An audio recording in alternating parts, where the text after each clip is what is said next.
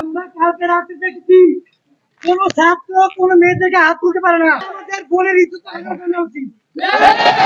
আমাদের ভাইয়ের রক্তের প্রতিশোধ নেওয়ার জন্য জয় বাংলার এই ভরা সমাবেশে একত্রভাব হয়েছি আমার ভাইয়ের রক্ত এবং বোনের রক্তের প্রতিটি ঋণ আদায় করার জন্য। প্রশাসনের নামে স্বৈরাচার করে দেশকে একটি গোয়ারে নিয়ে যাচ্ছে। আপনারা জানেন সাধারণ ছাত্ররা শুধুমাত্র একটি ন্যায়সঙ্গত অধিকারের জন্য একত্র হয়েছিল। এই ন্যায়সঙ্গত অধিকারকে আদায় করা পর্যন্ত আমরা রাজপথ ছাড়ছি না। আমরা স্পার্টান, আমরা সেই গ্রিক বৈষম্যের বিরুদ্ধে যে কোনো সময় যুদ্ধে প্রস্তুত।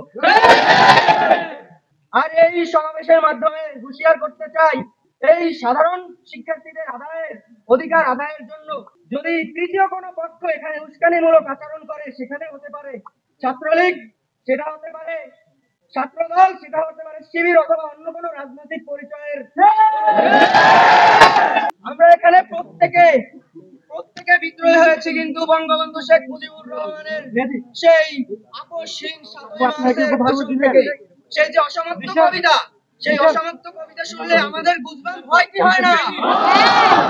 সেই বঙ্গবন্ধুর আদর্শ অনুপ্রাণিত হয়ে এই সমস্ত বৈষম্যের খবর দিয়ে দেব বাংলাদেশ থেকে।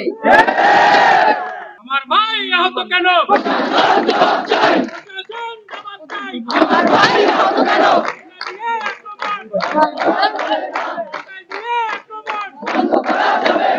আমরা শিক্ষার্থী সাধারণ যৌক্তিক দাবির আদায়ের লক্ষ্যে আন্দোলন করছি। জয় বাংলা, জয় বাংলা।